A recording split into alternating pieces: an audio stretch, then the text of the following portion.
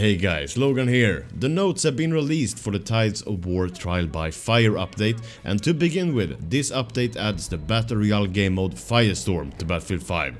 According to the Battlefield forum, the update will release tomorrow on March 21st, but you will be able to play Firestorm on March 25th, so you have to wait for that one.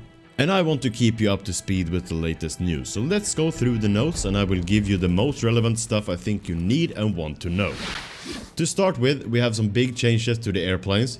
This is a quick breakdown of the changes from the vehicle team at DICE. The first topic, wings and ailerons. The flap scaling has been tweaked to give less maneuverability at speeds under 200 km per hour, and the drag coefficient is now less extreme at 90-degree angle to remove floatiness at low speed, and going slow will now more heavily impact your ability to maneuver your plane. Elevator and rudder. Drag coefficient for elevators and rudder have been separated out and tweaked to get more physical stalling behavior, as in nose down faster when stalling. And elevator lift curves have been tweaked for giving optimal turns above 180 km per hour. This gives you the more realistic stalling behavior and allow good pilots to use their behavior in making more advanced maneuvers. Okay, airplane body and gravity. Here is some interesting stuff, so listen up. Drag over velocity tweaked per plane to max out at cruising speeds. This means that the planes will retain energy for longer and not slow down as fast as they used to. And gravity will affect plane more when climbing. Combined with drag changes, this makes it more viable to trade altitude for speed. You will find that decreasing only throttle will no longer affect your speed as quickly. If you really want to slow down, make sure to use the gravity to your advantage.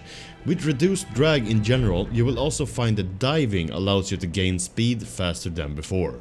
To sum up all these fancy words, the airplanes will take a little more thought to it while flying. You will have to think a little more of your speed now that it will take a little longer to slow down. Also keep the gravity in mind and use it to your advantage. And moving over to other vehicles, for those of you using the new 4,000 pound bomb, we have some bad news and some good news for the ground players. The 4,000 pound blockbuster bomb has had a significant reduced in blast damage, but retains an impressive blast range. Additionally, the large bomb has significantly drag, making it slow to reach the ground when dropped. This bomb is an area weapon designed to devastate a large amount of structures, vehicles and infantry. And here's a funny fix, it gave me a little laugh when I read it. Airplanes will no longer collide with medical pouches and crates, which could cause accidents. Yeah, I could imagine. If this were a problem, you are clearly flying too low. And this one I've noticed and got pretty irritated by sometimes. They fixed vehicles so they take the correct consistent damage to the top and bottom of the tank. So that's a nice and welcome fix. And this is a great one. Reduce the damage of the Valentine's AA canister shot so it takes a few shots to kill. With 40 rounds and a good rate of fire, it should not reliably one-hit kill infantry at mid-range. Means that we actually have a chance of survival if we run into one of these things, and that's pretty good. Moving over to some weapon gadgets and specialization fixes and changes. The Piet have got some changes, adjusted the Piet from new tank values. It now have a proper blast damage for infantry kills, but has overall a slightly reduced damage. So a little nerf, or buff, I think you could call it a nerf. And this change is really welcome in my book. The AP mine blast damage has been reduced below a one-hit kill again, with a new damage curve model giving the reliable flat damage amount to the edge of the blast effect range.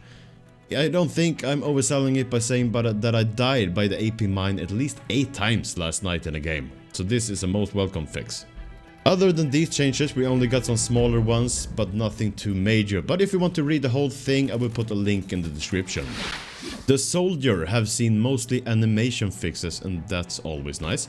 They fixed the bug where the walking animation would stop updating if the player walked over certain obstacles while crouching walking. Improved ground detection to prevent transitioning to falling state when crawling under a low object. And they fixed a bug where a movement animation would be played when standing still. Okay, what about maps and modes? Improved vaulting through certain windows on Narvik, always nice. And in Combined Arms, the co-op mode, in the end of mission slow motion effect will now only trigger during the last 3 seconds of the mission timer. One really nice change in game has to do with the bleed out function. The player can now choose whether to hold or press the button for request skip revive when down via a new control in the options menu, so worth checking that out. And of course we got multiple crash fixes and stability improvements, and that's always nice. And a really nice improvement for PC players. Improved Nvidia DLSS image clarity at 4K at 1440p. So if you're playing at that resolution, that's improved. There you have the update notes for the update. They are set to be released tomorrow on March 21st according to the Battlefield forum.